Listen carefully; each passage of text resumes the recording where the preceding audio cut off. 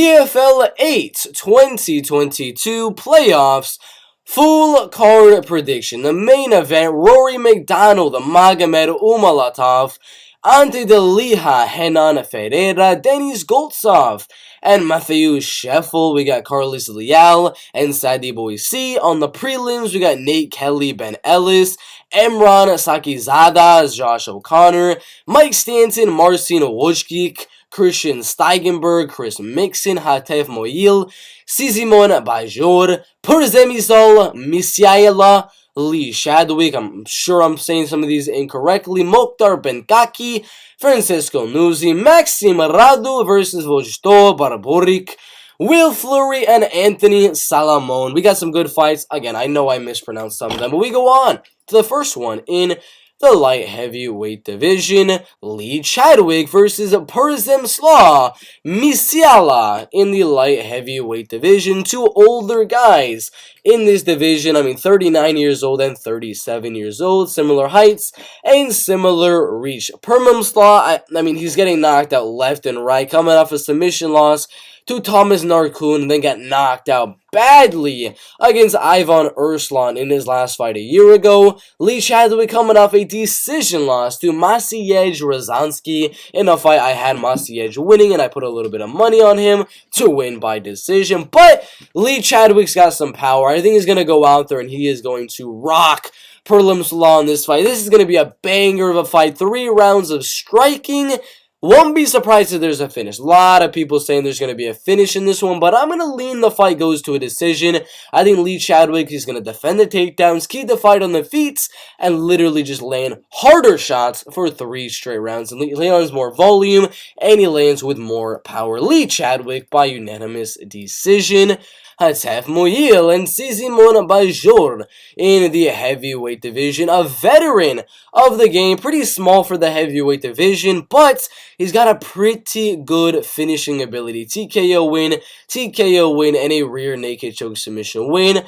But he has been knocked out himself a few times as well. Moeil, good wrestler, good ground and pound, very good power in his hands. If he's going to win, going to be an early finish. If Salamone is going to win, it's going to be later on once Moeil kind of gasses out a little bit. But, I've seen him get knocked out a lot in the first round. Alexander Emelianenko and Oil Thompson. I know this fight's going to be a banger. They're both going to be throwing down in round number 1. But Hatif is bigger, he's stronger, he's more powerful, and I think he's going to knock Szymon Bajor out in round number 1.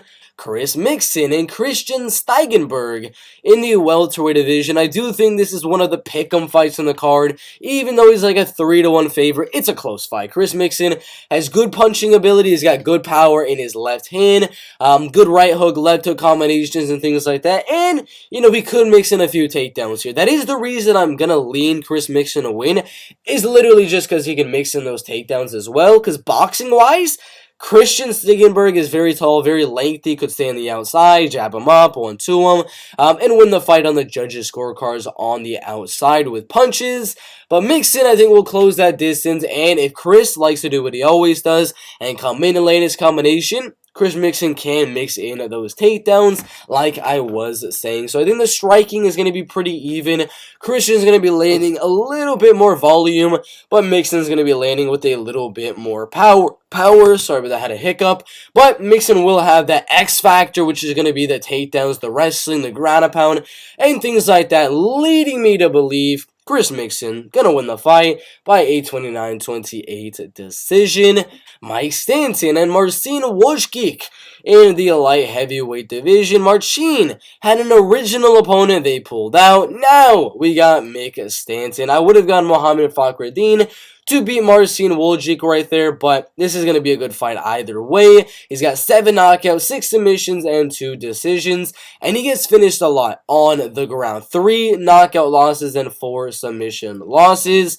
Mike Stanton is a good wrestler with good ground and pound as well. Likes to get that body lock in the clinch, dump jump you down, get into the half guard, side control position, and just ground and pound you for a little bit, looking for the ground and pound and possibly a submission as well. I do think this fight is going to be a finish on Marcin, even though he's got good striking at range, a good kicking game, leg kicks, body kicks at range. He's got a lot of finishes with those kicks. I think Mike Stanton closes the distance, takes the fight down, and wins it with a TKO win in round number 2. I disagree with Tapology right there. There's no betting odds just yet, since it is a short notice fight, but I guess I'm going to go with the under diggity dog.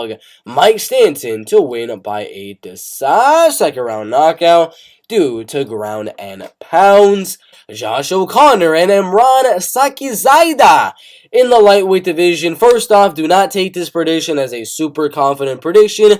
The man has not fought in 3 years. I don't know what to think of that, and the times he did fight, 0-3, 1-1 right there, or 2-0, and then 4-6 right there. He's not fighting the best competition, so there's not really much for me to go off of to know how good Emran is looking right now, current in time. So, Josh O'Connor, I do think he wins the fight. I think he's the better striker, and I do think he's going to easily take down Emran. I think Josh O'Connor is better everywhere this fight goes. I think he takes him down round 1 or round 2, submits him, or ground upon TKO. So, I think this is going to look easy. But again, don't get your hopes up. I don't know what Emran is going to be looking like. But from the film that I've watched, Josh O'Connor is better everywhere than Emran Sakhizaada.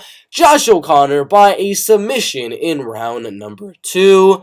Nate Kelly and Ben Ellis in the featherweight division. Nate Kelly, 8 wins, 5 wins, and 2 losses. He's a little bit, in my opinion, he's a little bit more experienced than Ben Ellis.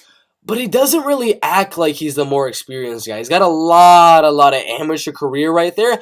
But I would say Ben Ellis starts to make the much better decisions in his fight. He's an 8-0 amateur, went 3-0 as a pro, lost to Manny Akpan in a pretty crazy knockout in the first round. Then he beat Nick Bagley right there. He's a good striker. I think he keeps the fight even on the feet and then mixes in the takedowns. That's really the deciding factor right here. Nate Kelly's a good striker from SBG Ireland with Conor the Notorious McGregor. Ben Ellis coming from the Matt Academy gym with a lot of good grapplers like Lewis Long. And that's pretty much it. That's their main grappler that they have at their gym. But he's a good grappler. He's got very, very good jiu-jitsu and takedowns and wrestling. I think that's the key in this fight. Nate Kelly is a good striker. He's got good jab, good speed, good power. But as soon as he gets taken down, he's going to eat some shots. And Ben Ellis is going to attempt some submissions. Not going to get the finish, I don't think. But I'm going to go Ben Ellis to control the fight with ground and pound and submission attempts and win this fight by a decision right there. Vojto Barbaric and Maxim Radu in the lightweight division. Maxim Radu, 31 years old, coming off a loss by triangle 3.5 years ago to none other than UFC fighter, top 25 lightweight, Joel Alvarez. That is insane right there. But Maxim is going to be smaller. I'm not too sure how lengthy Maxim is either. But his submission game does need some work.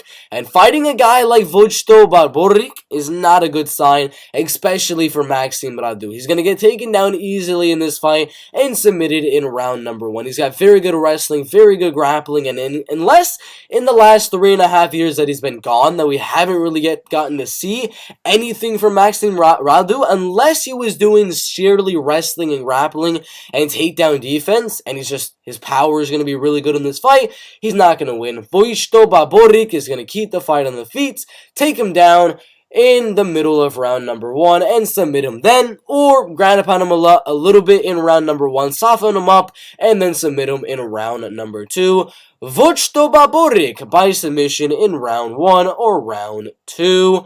Will Fleury and Anthony Salamone in the middleweight division. Pretty easy prediction for me. I know he's an undefeated fighter. I know he's younger. Not as good. I mean, sometimes you see an undefeated record like, I gotta go with that undefeated record guy to win the fight. Not the case here. Will Fleury is going to be the better wrestler. I do believe he's going to have better cardio. He can go all day with his wrestling, all day with the grappling, all day with the striking. He can go for quite a while. He has the experience advantage. He's fought in the better competition. He's got the cardio. He's got the wrestling. I think Anthony Salamone has a chance here, but, I mean, unless he gets a submission on the ground, unless he reverses position and he gets a rear naked or a ground pound TKO, an armbar or something like that, he's not going to win the fight. Will Fleury is going to take him down and do whatever he wants there. If he wants to finish him on the feet, he can do so. If he wants to finish him on the ground, he can do so. Will Fleury with, I'm going to go, should we go TKO? I'm gonna go submission. I'm gonna go rear naked choke submission in round number 2 or round number 3. Carlos Leal and Sadibou in the welterweight division. I do think this is flip a coin. That whatever head or tails it lands on, that is who's gonna win the fight. It is that close of a fight. Sadibou is 35.5 years old, super tall, and with an 80-inch reach, and he's gonna be 4 inches taller than Carlos Leal right there. He's huge. I mean, he is an absolutely humongous guy for this welterweight division. The reason I'm saying this is one of those 50-50 fights, because Carlos Leal is a good boxer. He's got good power, good pressure, good volume. It's just, is he going to be able to close that distance? If he is able to, then sure, Carlos Leal probably going to win the fight.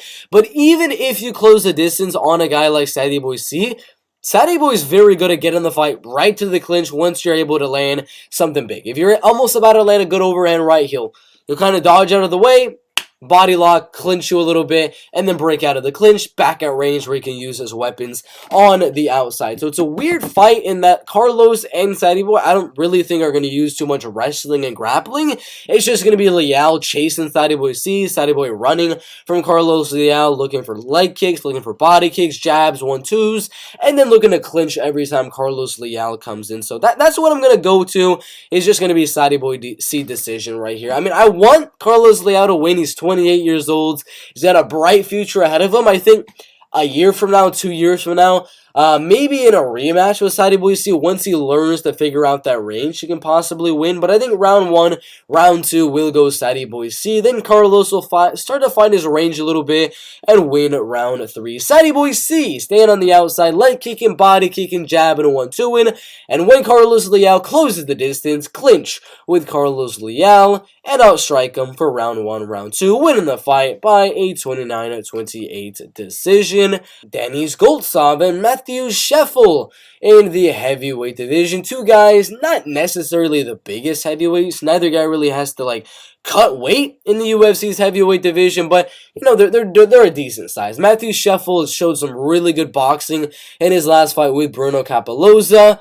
Yes, his striking did look good. Not going to happen with Denis Goltsov. You're not going to strike with Denis Goltsov for 3 straight rounds unless you're like Ante Delia, where you're going to be able to defend the takedowns and strike with them. Not going to happen. Matheus Scheffel will not be able to defend the takedowns. I mean, Denis Goltsov is just going to be looking to come forward, throw some big shots on the feet. Maybe he rocks Matheus Scheffel on the feet. Then he's going to look for the takedown, get into that guard, and just ground a pound for 3 straight rounds. Scheffel has been finished before. He got knocked out by Azamat Murzakanov, got knocked out by Ante Delia. Denis Goltsov is a good finisher. He's got a lot of ground and pound TKOs, but a lot of Matheus Scheffel's knockout losses are those ones that really crack him on the chin. I've never really seen him get taken down, and then he loses by ground and pound TKOs. So I'm going to make a wild prediction here, and Denis Goltsov by a decision. I think he goes out there, takes down Scheffel, and Scheffel just survives in this fight. Denis Goltsov by a unanimous decision. Ante Delia and Renan Ferreira in the heavyweight division. This is interesting. This is very, very interesting. Because on the one hand, Ante Delia definitely is going to have that wrestling and grappling advantage. Could go out there and take the fight down, use some wrestling, use some grappling. I haven't seen him do it recently. I mean, he's been doing striking fights 3 fights straight. Denis Goltsov is mainly a striking fight. Chandler Cole does a little bit of wrestling and grappling. But Ante Delia has not really wrestled and taken people down consistently in the PFL for quite a while. So I don't know if he's going to be able to go out there and take down Renan Ferreira like a Klitz and a Brew was able to do in their fight. So this is going to be interesting. Renan Ferreira easily could go out there and just outstrike Ante Delia on the feet, use his height, use his reach, catch him with a kick, with a knee, with his punches at range, and knock out Ante Delia in round number 1 or round number 2. Very, very good possibility. But on the other hand, Renan Ferreira could get taken down for 3 rounds and lose a domination. So again, we got another coin flip in the heavyweight division of the PFL. I'm gonna lean Renan Ferreira. The only reason is because it's been a while since that last fight with Klidson Abreu. One other reason is Klidson Abreu is going to be a lot bigger than Ante Delia. Ante Delia right here is going to be about 15 pounds lighter than Renan Ferreira. So that'll help him defend the takedowns a little bit more. Keep the fight on the feet. And I think he catches Ante Delia coming in for a takedown with a flying knee, maybe a head kick or something like that. Maybe an uppercut. Renan Ferreira, round 1 or round 2, TKO. Rory McDonald and Magomed Umlatov in the welterweight division. I'm going Magomed Umlatov to win this fight. The man has better striking than Rory McDonald. We saw what he was able to do in his last fight with Jarrah Hussein Al-Silawi. I mean, Jarrah, I thought, was the best striker in the PFL's welterweight division, and Magomed, a wrestler, caught him with a right hook in round number 1. I mean, this dude has some gosh dang power. And no, that fight was not 1 week ago. I don't know why I was saying that right there. It was about a month ago against Jarrah Hussein Al-Silawi. Knocked his ass out. I mean, his overhand right, his right hook is amazing. Got another flying knee right there. It's either he knocks you out big on the feet with big power punches, or he's going to take you down and dominate you there. I don't necessarily think Umlatov is going to dominate Rory McDonald on the ground, but on the feet, oh my god, he's going to destroy Rory McDonald. He has the power advantage, he has the volume advantage, his movement was looking pretty good. With Jarrah Hussein Al-Silawi, I think he's going to rock Rory McDonald once or twice in the fight, but I do not think he gets the finish. I think this fight goes 3 rounds, and Magomed Umlatov wins all 3 rounds and goes on to fight Sadibou in the main event of whatever next championship card, and I think he beats Sadibou. I think, dude, Magomed Umlatov is the next champion of the PFL's welterweight division. Umlatov by a unanimous decision. That is the full card prediction. I got Magomed Umlatov, Renan Ferreira, Denis Goltsov, Sadibou, Ben Ellis, Josh O'Connor, Mike Stanton right there, Chris Mixon, Hatef Moeil, Lee Chadwick, Will Fleury, Vojto, Barbaric, and then I just did not predict that fight. Those are the predictions. Confident picks, our number 1 confident pick. It's not going to be in order. I'm just going to give you my confident picks. Number 1, Magomed Umlatov is going to be a confident pick right there. Josh O'Connor is going to be another confident pick. That's it for the prelims. For the post-limbs, Will Fleury. Yeah, Will Fleury, Magomed Umlatov, and then Josh O'Connor. Those are going to be the 3 most confident picks for PFL 8 Playoffs 2022. Everyone else is just going to be a slight lean. What do y'all think about PFL 8 2022 Playoffs, Umlatov versus McDonald? Put your predictions down below, put your confident picks down below, and we'll see you in the next video.